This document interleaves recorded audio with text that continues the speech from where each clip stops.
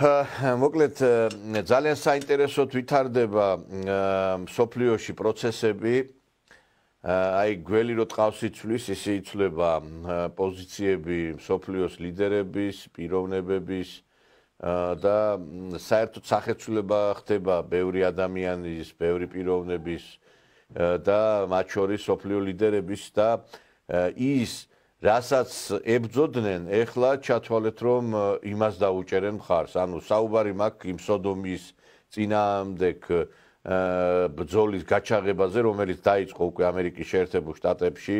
კარგად მოგეხსენება, ტრამპმა ოფიციალურად უკვე მიიღო გადაწყვეტილება, რომ ეს სოდომისტები აღარ იმსახურებენ ამერიკულ ჯარში, რომ განათლების სისტემიდან ამოღებული იქნება ყველაფერი ის, რითაც იხწნებოდა ამერიკელი ბავშვები, ასევე გადაწყვეტილება იქნა მიღებული, რომ მამაკაც და დედა ქალბატონს ერქმევა დედა და მამა და ზოგიერთი ავანტყოფი ჟურნალისტი რო ყვიროდა დედა მამა და რაღაცა სულელი ბავშვივით იმაშვებოდა. მაინც ახლა დაცინოს ახლა ხელისუფლებას იმის შესახებ, რომ აი ეს გადაწყვეტილება მიღებული იქნა. უკვე ამერიკელებმაც მიიღეს ეს გადაწყვეტილება და ამავდროულად როდა ამერიკა განსაზღვრავს სოფლიო პოლიტიკას, ჩვენ ხვდებით, რომ შეიცვლება ასევე დამოკიდებულებაც სხვადასხვა ქვეყნებში.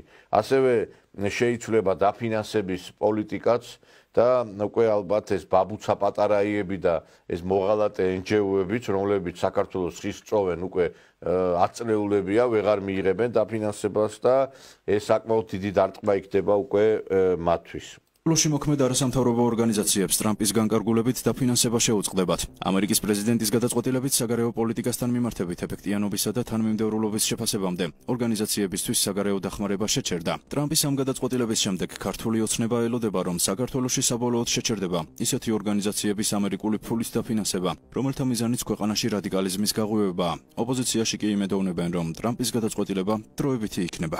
მგონია, რომ ეს მხარდაჭერა, მათ შორის ფინანსური კუთხით ამერიკის შეერთებული შტატებიდან კვლავ განახლდება დემოკრატიების განმტკიცების მიზნით და საბოლოო ჯამში სწორედ ტრამპის მხარდაჭერა გახდება ჩვენი ხალხის და ჩვენი ქვეყნის გამარჯვების საფუძველი. შეიძლება გამჭვირვალობის კანონი საერთოდ აღარ დაგჭირდეს.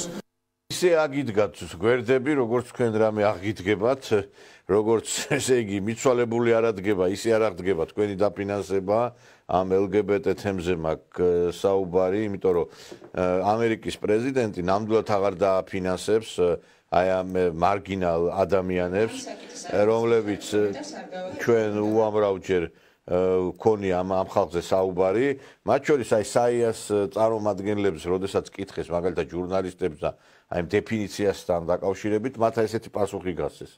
Voi შეგიძლიათ გითხრათ, რამდენი სქესი არსებობს? Ამ საკითხზე, როგორც გითხარით, კომენტარს არ გავაკეთებ, რომ მე არ ვაფასებ დონალდ ტრამპის ტრამპზე აღარ გეკითხებით, რამდენი სქესი არსებობს? ამაზე რომ მიპასუხოთ, გიპასუხეთ, რომ ამ საკითხზე დღეს ავსაუბრობ. ეს არ არის სისტემები, რომელზეც ჩვენ მუშაობთ და რომელზეც შემიძლია კომენტარების გაკეთება, იმიტომ რომ ჩვენ მუშაობთ ქვეყნის შიგნით დემოკრატიის. რამდენი სქესი არსებობს? ამაზე ვერ საუბრობთ, არიცით, რამდენი სქესი არსებობს? აი მიზეზი რომ გითხრათ, რატომ არსებობს? დასვამთ კითხავს საერთოდ არ გიყვარს. როგორ ფორმატში უნდა დავსვათ აბა კითხვები ამ საკითხზე? არ მაქვს ეს ინფორმაცია, მართლა არ ვიცი. და გამოვითხოვოთ ინფორმაცია თუ როგორ ფორმატში უნდა დავსვათ კითხვა, ეს კითხვა რამდენი სქესი არსებობს? მეილზე უნდა გამოვაგზავნოთ თუ რა ფორმატია? სქესი და არსებობს გენდერი და რომელს გულისხმობთ? სქესს გეკითხებით, რამდენი არის? სქესი არის ქალი და კაცი, მაგრამ არსებობს გენდერი და გენდერული იდენტიტეტი. აი ესეთ სამარცხვინო მდგომარეობაშია ეს გაყიდული ორგანიზაციები, SAIA და მსგავსი ტიპის ეს ორგანიზაციები, რომლებიც უხვად არიან საქართველოში და მალე აი ხელებგაწვრილი იქნებიან საქართველოს დედაქალაქის ქუჩებში, იმიტომ რომ კიდევ ერთხელ ვიმეორებ, მათ მალე რიტორიკა შეეცვლებათ, მეგობრებო. თავიანთი გადარჩენის მიზნით უკვე აი ხა შემდგომ რომ მივა ჟურნალისტი აი SAIA-ს წარმომადგენელთან უკვე სხვაგვარად ისაუბრებს და სხვაგვარ პოზიციას დააფიქსირებს ვიდრე ეხლა.